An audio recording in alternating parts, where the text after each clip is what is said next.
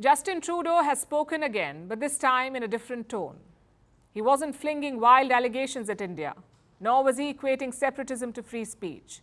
Trudeau now wants closer ties with India. Those were his words, that Canada wants to build closer relations with India, the same country he accused of murder. So what's the deal here? Does Trudeau think he was wrong? Or has he realized that he is alone? We'll discuss that, but first, listen to the Canadian Prime Minister. Growing economic power, an important geopolitical player, and as we presented with our Indo-Pacific strategy just last year, we're very serious about building closer ties with India.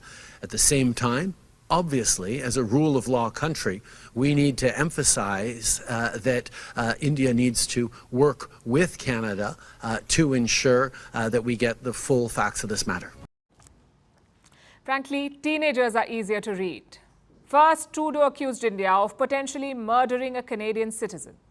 Then he asked India to cooperate, and now he says he wants to be friends. Clearly, Trudeau missed the class on diplomacy. I can tell you a simple lesson off the top of my head. If you want friendship, do not accuse that country of murder. It doesn't matter now. Trudeau has already done the damage. The only question is, why is he dialing down? To answer that, we need to look at some recent developments. None of them look good for Trudeau. Number one, Hardeep Singh Nijjar had links to Canadian intelligence. We are not saying this, Nijjar's son is. He says his father used to meet with Canadian spooks frequently. Just how frequent? 2 to 3 times a week. These meetings began in February 2023. There was one meeting just 2 days before his murder. There was another scheduled after his death.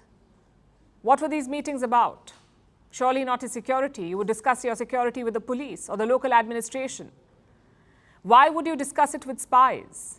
So clearly there is something more at play. And what is Canada saying about this? Nothing. As usual, it's all under investigation. But these claims raise an uncomfortable question for Canada. Was Nijjar a Canadian asset? Did Canadian spies weaponize him? According to Indian sources, it is likely. We told you about this last week. Indian sources believe that Nijjar could have been working with Canadian intelligence. His son's claims give credibility to that suspicion. Now to the second development. Trudeau's double standard has been questioned. In 2020, a Baloch activist was killed in Canada. Her name was Karima Baloch. She was kidnapped and later found dead. Most people pointed fingers at Pakistan's spy agency, the Inter-Service Intelligence, or ISI. Did Trudeau stand in the Canadian Parliament and accuse Pakistan? He did not. I guess the Baloch vote bank was not big enough. But now Karima Baloch's husband is questioning Justin Trudeau. He says Pakistan's ISI murdered her. He also wants Canada to reopen the case. Baloch rights organizations are also saying the same. Listen to their statement, and I'm quoting. Prime Minister Justin Trudeau's conspicuous silence regarding the unexplained death of Karima Baloch stands in stark contrast to his impassioned speeches concerning the shooting death of Hardeep Singh Nijjar. It's hard to argue with the argument. So much anger over a potential link, yet so much negligence and silence after a mysterious death. Now to the third development, a meeting between India and the US in Washington.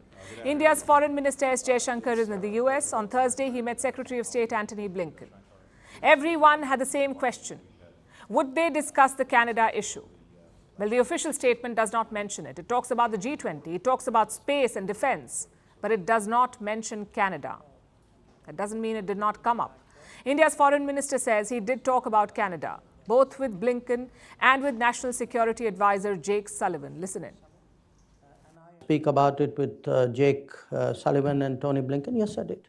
They obviously shared, U.S. views and assessments on this whole situation.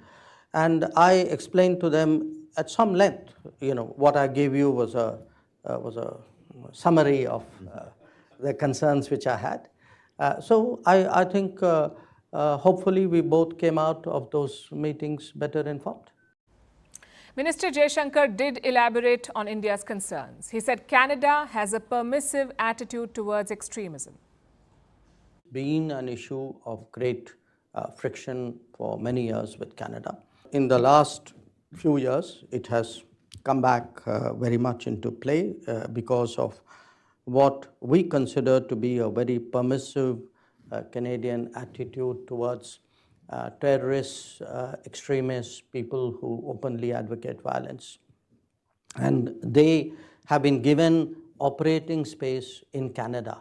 Today, I'm actually in a situation where my diplomats are unsafe going to the embassy or to the consulates.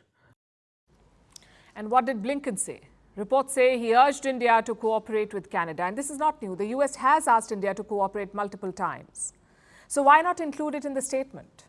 Maybe the US wants quiet diplomacy. Maybe they wanted to focus on the positives only. Either way, it's not a good look for Justin Trudeau. He said Blinken would raise the issue with Jaishankar, but the statement doesn't even mention it.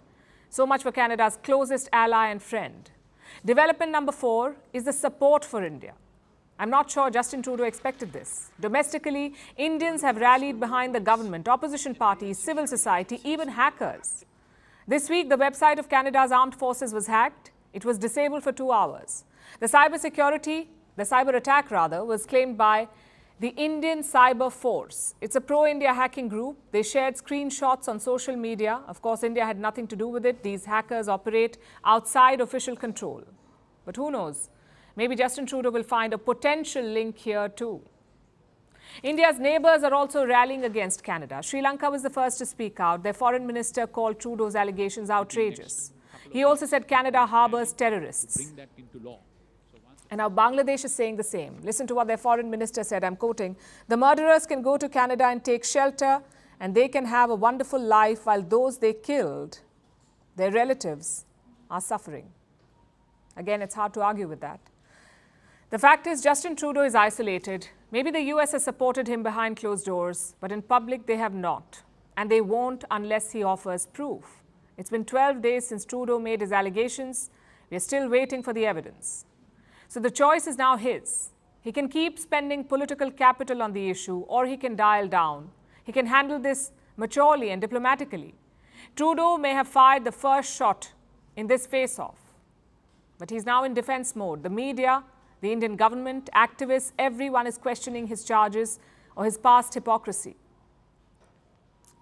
So does he retreat or push forward? What he chooses could decide the future of India-Canada relations, maybe his own political future too.